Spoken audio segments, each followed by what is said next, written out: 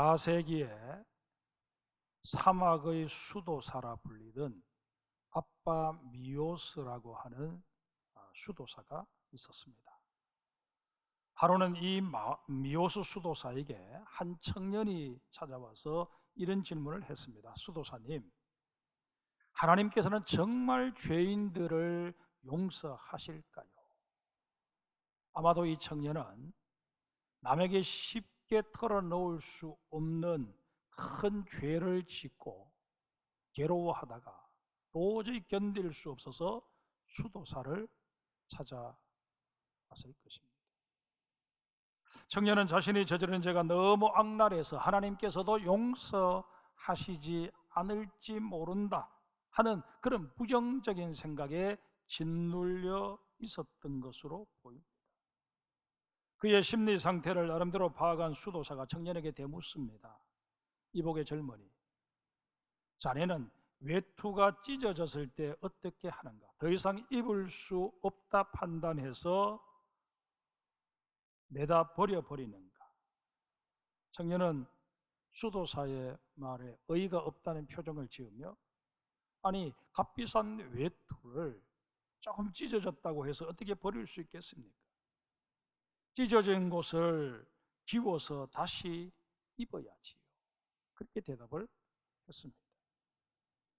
그 대답을 들은 미오스 수도사는 환하게 웃으며 바로 그걸세, 자네가 찢어진 외투를 버리지 않고 기워서 다시 입듯이 하나님께서도 죄로 인해 그 심령이 찢어진 자를 결코 버리지 않으신다네 라고 깨우침을 주었다는 이야기입니다.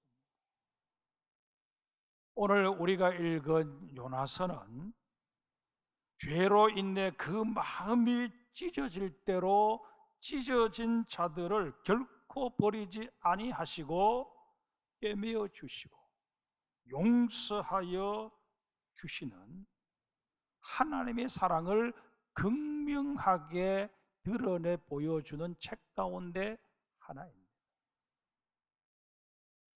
우리가 잘 알고 있는 대로 니느웨는 아수르 제국의 수도입니다. 아수르는 북방 산악 지역에 거주하던 민족으로서 너무 삶의 환경이 열악하니까 기회만 있으면 남방으로 진출을 하고자 전쟁을 일삼았던 그런 부족입니다. 그런데 이들이 남하 정책을 펼쳐가려면 반드시 지나가야 되는 나라가 하나 있었는데 그게 바로 이스라엘이었습니다. 이런 까닭에 이스라엘은 어쩔 수 없이 아수르로부터 많은 침략과 피해를 당할 수밖에 없었습니다. 이에 이스라엘 백성들은 아수르라고 하면 치를 떨었습니다. 그들에 대한 감정이 조울리만무했습니다. 이것은 하나님의 종 요나 선지자도 예외가 아니었습니다. 요나는 하나님이 공의로우시다면 저 아수르를 좀 손봐 주셔야 되는 것 아니냐 하는 그런 생각을 평소에 가지고 있었습니다. 이런 요나에게 청천벽력과도 같은 하나님의 명령이 임하게 됩니다. 내용인즉슨 아수르의 수도 니느웨로 건너가서 그곳 사람들에게 너희에게 하나님의 징계가 임박했으니 속히 회개하고 하나님의 사유하심의 은총을 덧입어라 라는 말씀을 선포하라는 것이었습니다. 요나는 이 하나님의 명령을 이행하고 싶은 마음이 없었습니다. 그래서 다시스로 가는 배를 타고 도망을 칩니다. 그런 요나를 하나님께서는 끝내 돌이키셔서 니느웨로 보내십니다. 우리는 이런 요나를 기어이 니느웨로 보내시는 하나님의 모습을 통해서 많은 사람들에게 해를 끼치고 그들의 마음에 지울 수 없는 상처를 남긴 몹쓸 자들까지 해계시켜서 그들이 원래 지음을 받았던 목적에 걸맞게 살도록 하시려는 하나님의 사랑을 다시 한번 목격하게 됩니다. 우리가 잘 알고 있는 대로 하나님은 분명 사랑이십니다. 그런데 여러분, 우리를 향하신 이 하나님의 사랑을 오해해서는 결코 아니 됩니다. 하나님의 사랑은 그 어떤 경우에도 무분별하지 않습니다. 하나님의 사랑은 언제나 우리의 회개를 전제로 합니다. 그러기에 계속 죄 가운데 머물러 있는 자는 하나님의 사랑을, 하나님의 은혜를 결코 덧입을 수가 없습니다. 뿐만 아니라 하나님의 사랑은 하나님의 말씀에 대해 그저 입으로만 예예하고 행동하지 않는 자에게는 결코 적용되지 않습니다. 출애굽기 7장부터 보면 하나님께서 이스라엘 백성들을 해방시키시고자 애굽 땅에 재앙을 내리시는 장면들이 소개되어 있습니다. 재앙의 강도가 점점 강해지자 바로가 견디지 못하고 내가 하나님께 죄를 범했다 시인합니다. 그러나 재앙이 그치게 되자 곧바로 돌아서서 또다시 하나님의 명령을 거역합니다. 이게 입으로만 하는 회개의 전형입니다. 이런 회개는 하나님의 진노만 쌓을 뿐 하나님의 사랑을, 하나님의 은혜를 덧입을 수 없습니다. 하나님께서는 우리를 포함해서 이 땅의 모든 사람들이 사탄의 미혹에 대해 너무나도 무기력하다는 것을 이미 잘 알고 계십니다. 그러기에 여러분과 저에게 아예 죄를 짓지 않고 살기를 바라시는 것이 아니라 죄를 지었다는 사실을 깨닫는 순간 회개하고 돌아서기를 원하십니다. 우리의 죄가 주홍 같다 할지라도 진홍같이 붓다 할지라도 그 죄를 깨닫고 주님 앞에 나와 철저히 회개하기만 하면 하나님께서는 용서하시고 다시금 우리를 은총의 자리, 복된 자리로 이끌어 주시겠다 약속하십니다. 이사야 선지자는 이런 하나님의 사랑을 상한 갈대를 꺾지 아니하며 꺼져가는 등불을 끄지 아니하시는 사랑이라 그렇게 표현합니다. 자, 그러면 보십시다. 우리가 이런 사랑을 구체적으로 누릴 수 있으려면 어떻게 해야 할까요? 하나님께서는 제일 먼저 우리가 저지른 잘못을 지적하시는 하나님의 말씀에 대해 아멘으로 받아들일 뿐만 아니라 그 하나님의 말씀에 따라 회개해야 한다고 말씀하십니다. 하나님에 의해 강제로 니느웨로 보내어진 요나가 더 이상 하나님의 명령을 거역할 수 없어서 니느웨 성으로 들어가 외치기 시작합니다. 아마 이 요나의 마음 속에는 내가 이렇게 외치기는 외치지만 저 강팍한 니느웨 성 사람들이 내 말을 귀담아 들을 리가 만무하다. 결국 저들은 스스로의 죄악 가운데서 40일 후에 멸망받을 것이다. 그런 기대감을 가지고 건성으로 하나님이 외치라고 하니까 어쩔 수 없어서 건성으로 그렇게 외칩니다. 40일이 지나면 니느웨가 무너지리라.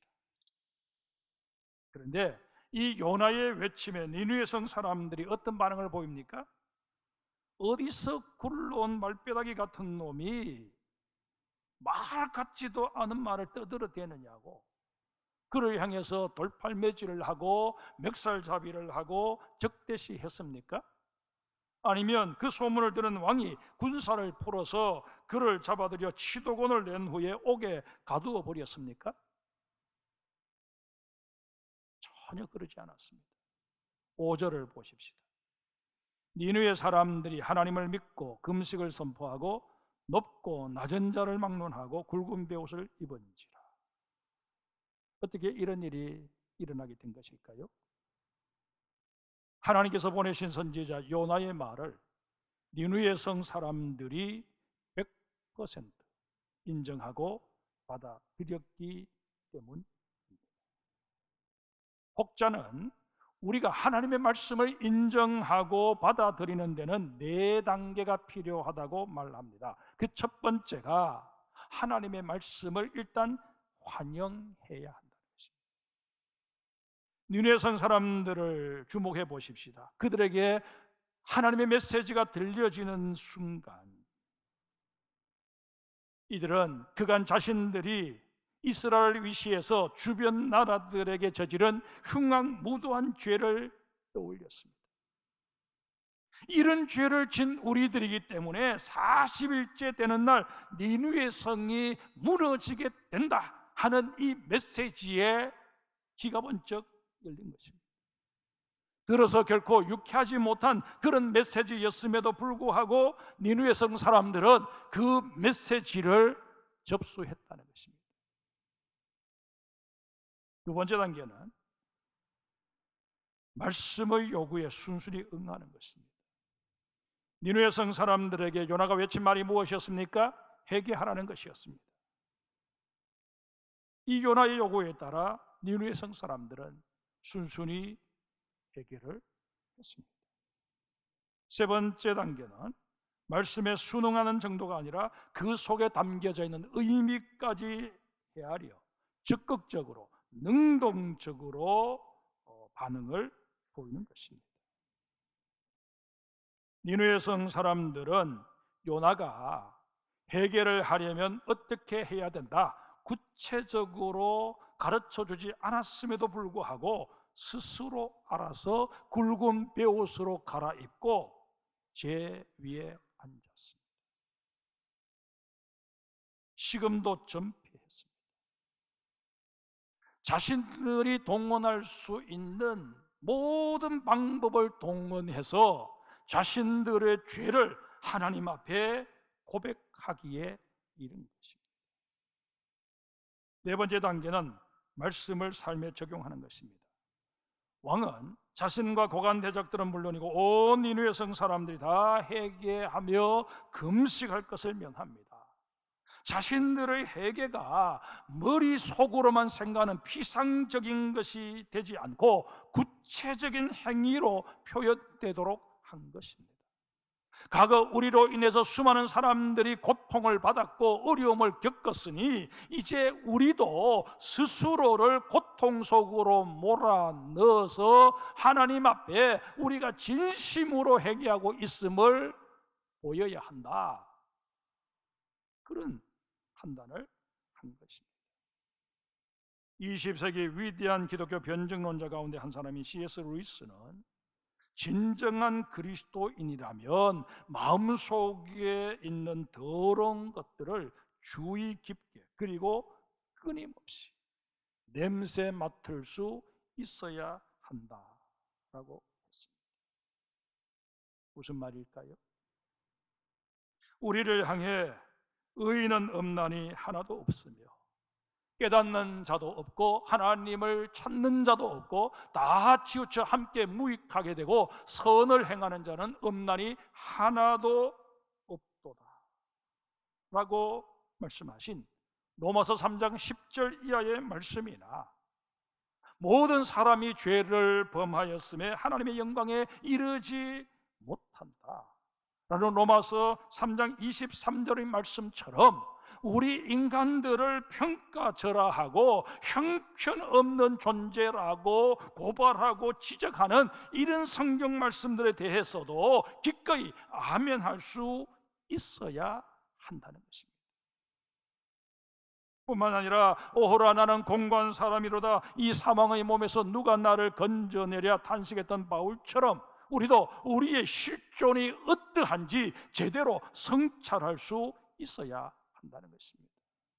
두 번째로, 누구든지 하나님의 사랑을 받으려면 하나님께 부르짖을 수 있어야 한다고 말씀하십니다.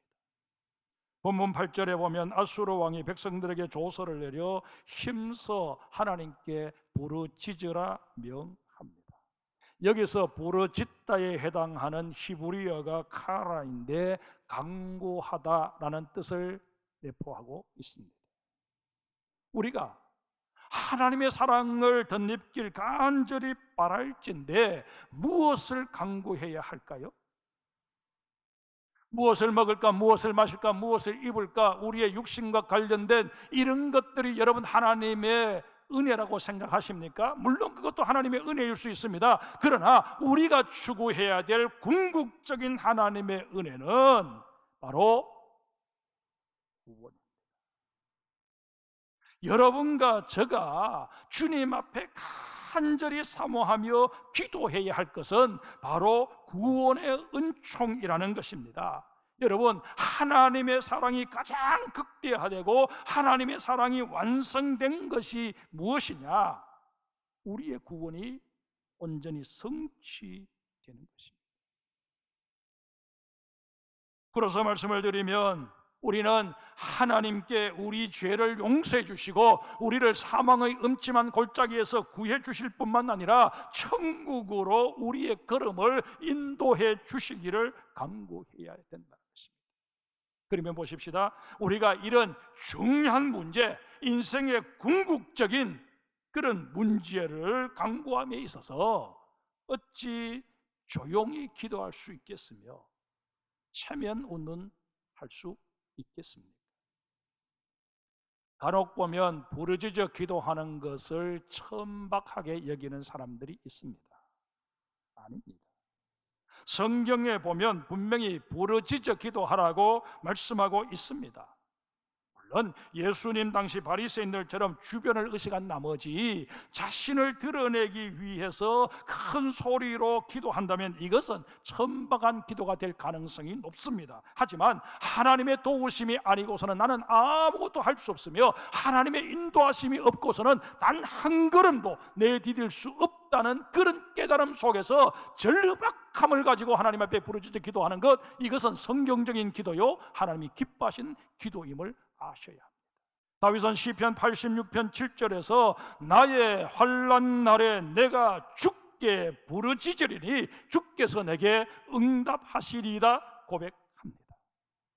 하나님께서도 환난 날에 나를 부르라 내가 너를 건지리니 내가 나를 영화롭게 하리라 말씀하십니다. 하나님이 말씀하신 나를 부르라 하는 이 부르라라는 단어와 다윗이 말한 부르짖겠다는 이 단어는 같은 단어입니다. 기도의 당사자인 다윗도 부르짖어 기도하겠다 그렇게 말하고 기도를 들으시는 하나님께서도 내게 소리 높여 부르라 요구를 하십니다. 하나님께서 큰 소리로 부르라 하시니 당연히 기도의 당사자인 나는 부르짖어야 하는 것 아니겠습니까? 이렇게 해야 요즘 한창 뜨고 있는 트롯처럼 쿵짝이 맞는 것 아니겠습니까? 그런데 다윗의 고백이나 하나님의 말씀에서 우리가 눈여겨보아야 할 것들이 있습니다. 바로 부르짖되 하나님께 부르짖어야 한다는 것과 부르짖으면 하나님의 응답을 또한 믿어야 한다는 것입니다. 우리가 드리고 있는 모든 기도는 그 대상이 분명해야 합니다. 따라서 기도하는 사람은 언제나 코람되어 내가 하나님 앞에 서 있다 하는 이 의식을 분명히 해야 합니다. 기도하는 사람이 하나님께만 주목하고 집중할 때 우리의 기도를 들으시는 하나님께서도 그 사람에게 주목하시고 집중해 주시는 법입니다. 무엇인지 기도하고 구하는 것은 받은 줄로 믿으라. 그리하면 너에게 그대로 되리라. 마가복음 11장 24절 이 말씀 우리가 아멘으로 받아들일 수 있어야 할 것입니다. 그런가 하면 부르짖는 기도는 단순히 물리적으로 큰 소리만 내는 것을 의미하지는 않습니다. 부르짖는 기도의 본질은 하나님께 내 심령을 토하는 것입니다. 이것은 내 심령을 끄집어내어서 하나님께 내어드리는 것과 같은 개념입니다. 이런 기도를 통해 우리의 영혼이 깨어나게 되고, 이런 기도를 통해 새로운 영의 세계가 열리게 되는 것입니다. 니느웨 성 사람들은 이런 체험을 통해 하나님의 사랑을 덧입게 된 것입니다. 세 번째로, 하나님께서는 이제까지 걸어온 악한 길과 이제까지 행한 모든 악행들을 청산할 수 있어야 한다고 말씀하십니다. 본문 8절에 보면 아수르 왕이 모든 백성들에게 각기 악한 길과 손으로 행한 강포에서 떠날 것을 명합니다. 이 왕의 칙령을 통해 우리가 유추해 볼 수 있는 상황은 이런 것입니다.